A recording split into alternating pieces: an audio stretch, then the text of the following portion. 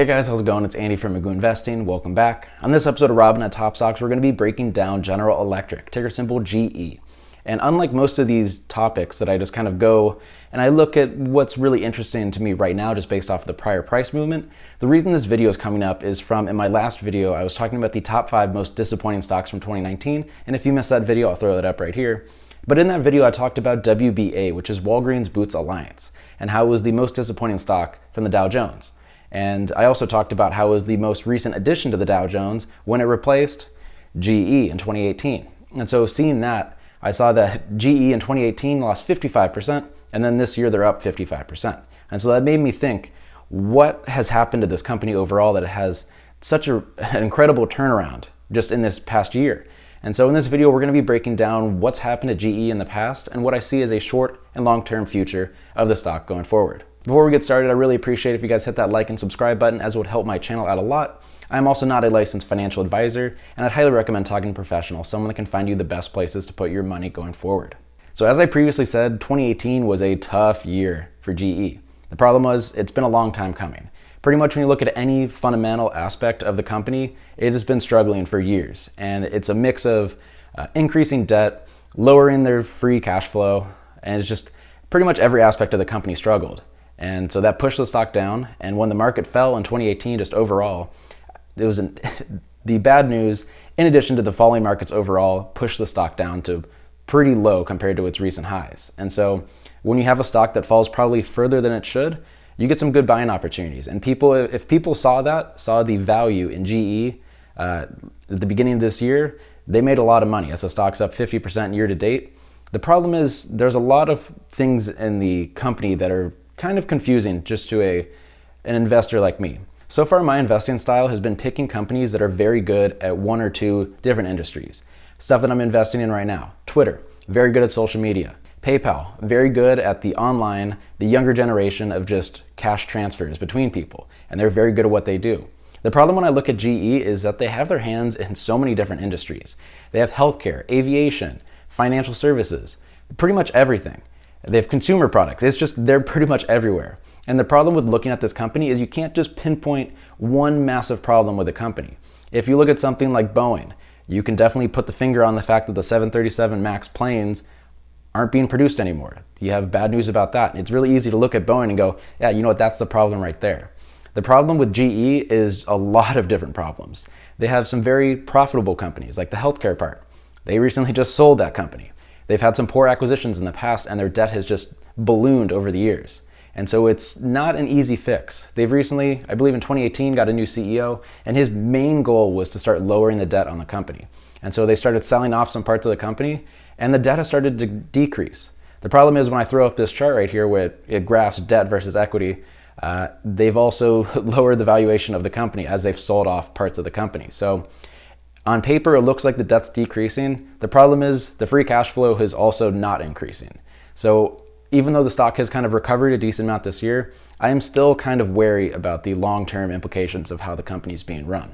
On this channel, I've talked a decent amount about the importance of having a dividend. And so for a long-term investor, if you came a couple years ago and looked at GE and you saw the dividend payout and you thought that was attractive enough to take a position, well, the dividend's gone at this point. At this point, it used to be a 4% yield. Now they pay 1 cent per quarter. So you're not going to be making a lot of money based off the dividend.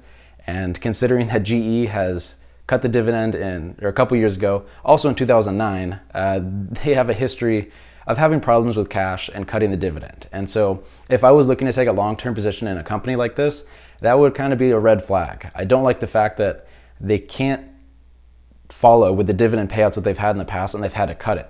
And so the fact that they've cut it, increased it, and then have cut it again does not make me feel super confident overall. And so looking at the company overall, I'm more of a swing trader. I'm looking for trades where I can get in, hold for 3 months, 6 months, get out. GE, I would not feel confident doing that. I'd be worried that any news story would come out, and since it's come so far from its recent lows, I feel like it could just fall out of the sky. And that is not super attractive for a swing trader.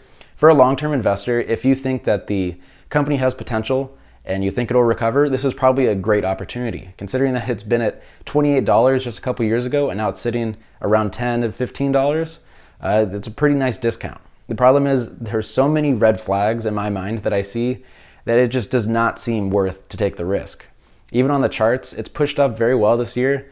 Problem is, it fell really quickly. And so I've talked in the past where it's really hard to chart out zones when the stock rises or falls very quickly.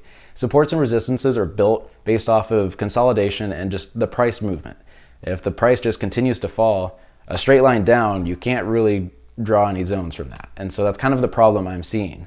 And so there's definitely a lot of money to be made in GE for a long-term play, in my opinion. The problem is I don't know if this is a good time to get in. So with that being said, let's hop on over to the computer and I'll talk about what I see on the charts for my long and short-term potential plays and what the analysts say about GE in the next 12 months. So here we're on Robinhood taking a look at GE. As you can see, it has a 48% hold rating with almost 300,000 people owning it. So it's one of the most popular stocks on here. When we go to 100 most popular, it is number 3 currently behind ACB, Ford, and then GE. So very popular stock. It's down just a little bit today. 1 week up 2%. 1 month is down almost 1 and 2/3. 3 month is up 21%. 1 year is up 64%. So you can see the craziness. And then when you go to 5 year, it's down 53% still. And beginning of 2017, it was at around $30, and now it's at $11. So long-term investment wise, not great. 1 year, whew, that's some crazy returns. As we come down here, you can see how low the dividend yield is of 0.35%. And so not a great dividend stock. It has been known as a dividend stock in the past. The problem is it is no longer, as they've cut the dividend pretty much all the way. So you have hold, buy, and a little bit of sell. And so not a unanimous buy. And so when we come to the charts, we stick on the 180 day 4-hour chart, which is my favorite to look at for swing trading. And it's an interesting chart. It's kind of been all over the place this year, even though it's up a lot this year. It's just very volatile, which is very interesting considering it's some of the highest volume out of any stocks that's traded. So this looks pretty good for the 180-day chart, but when you start looking back at its past, you start seeing some problems. You see the highs of $33 in July of 2016 and a low of $666 in December of last year. And so that is a ridiculous fall. You can see from here how it used to have a pretty decent dividend. As it starts falling, they cut the dividend here, comes over here, and now it's at 1 cent. So it just has continued to fall. And anytime you cut the dividend, the stock price is going to not love that overall. And you can see that as it's fallen over the years. As we come back here, up until this point where it hit the $33, it was a very nice stock. It's been very steady. Part of the reason why it's been on the Dow Jones for so long is it's a massive company and it's done very well for itself. Recently, it's had a lot of problems and has fallen. So long term, just based off of the track record that it has right here, not super attractive. Obviously, it has a lot of potential, but when you have such a well-established company fall so fast, does not give me confidence to take a long-term position. Because why would you take a position like this long-term when it's very possible it can continue to fall? It's been falling for almost 3 years now. I don't see any indication that makes it say from the charts, you know what, this is a great opportunity. It just fell straight out of the sky. And so it's hard to make good zones. It's kind of been consolidating for a little bit here. That's kind of one of the good things I'll talk about, is consolidation is always good. And so if the stock can kind of hold for a while and show and prove to me that it's not going to continue to fall and it's not a risk, that's beneficial for sure. Problem is just, gosh, looking at that chart, that would be so upsetting if you bought up here. You're like, oh man, GE, great company. I'm going to buy it right now. And then it just falls. And so that's a horrible, horrible place to be. Bag holding is never fun. As someone that has done it before and lost a decent amount of money from it, bag holding is never a good thing. So we're looking for large, reliable companies for long-term investments. And reliable is not the word I would use to describe GE based off of this chart. Let's go look to see what the analysts have to say. As you can see, 53%, almost 54% year to date. Incredible. It just 1x dividend, or it's about to, with that 1 cent payout. Whew, that's crazy. As we come down here, you can see some of the problems. Earnings growth down 257% since last year, down 1% this year, and they have the earnings growth for the next 5 years up only 7%. So you can kind of see some problems there. PE is very high. And then when you come here, it makes sense the kind of forecast that it has. It has a higher end up 88%, which is one of the higher ones that we've looked at on this channel, but then it also has a low of down 55%. And so they have their potential low at $5, which is lower than the current low that it had back in December of last year. So when we're looking for reliable companies, we don't exactly want a spread like 88% to down 55%. That's just too risky. It seems almost like the flip of the coin, and I know I've talked about this before. When we're looking for long-term investments, we don't want a flip of a coin. We kind of want the flip of the coin to be rigged in our favor, and we want to be pretty sure that we're going to be profitable in a year, 2 years, 5 years. And I don't think you can say that confidently with GE just based off of what I've seen as a company and just the charts overall. Obviously, 88% is incredible upside, but with the upside, you have the risk of the down 55%. And I just don't think that it's worth taking a risk on a company like GE for this type of returns. I don't know. I just don't love the company overall. I don't love the charts, and I think there's a lot to dislike about the company. When we come to Yahoo Finance, they have it as a buy up in the short, medium, and long term. So they're thinking good things about GE. They have their 1-year price target as 1078, which is lower than it is right now. So the more I've done this series, the less I kind of believe Yahoo Finance's outlooks.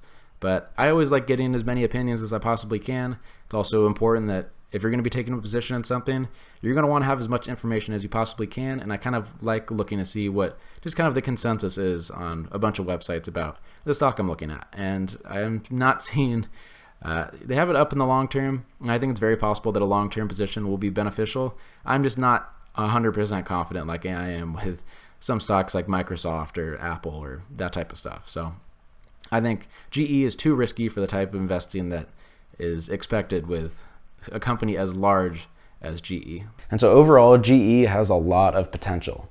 Based off of the problems that they've had in the past couple years, it looks like they're starting to right some of those wrongs. They're lowering the debt. The earnings per share that have struggled in the past year and a half, 2 years, have started to increase their forecast for the next year. And so you have analysts that are coming out and raising the ratings and giving GE a buy rating, which is kind of surprising based off of just the track record that it's had recently. Problem is, I don't trust the company enough where I'd be confident taking a long-term position. We've looked at a lot of companies on this series where I look at them and I go, you know what? I like their company overall. I think they're very good at what they do. Problem is, GE, they're probably good at big portions of their company. The problem is I just feel like they have their hands in too many things, and I feel like too many things can go wrong. One of the things I talked about is Boeing's plane's not getting off the ground. Well, GE has an aviation section, and they produce the engines that go on that plane. And so if those planes aren't getting off the ground, that's a problem for the company. And so when you are spread too thin, I feel like it's really difficult to be good at just the overall aspects of the business. And so it kind of protects them because they have their hands in a lot of things, but the problem is I don't think that they're great at just a couple things. And so my long-term outlook on GE is kind of like, maybe, but I'm not confident where I talk about if I put money in today and came back 5 years later, would I expect to make money? And that's just kind of my very simplified version of, is it worth taking a long-term investment on this stock?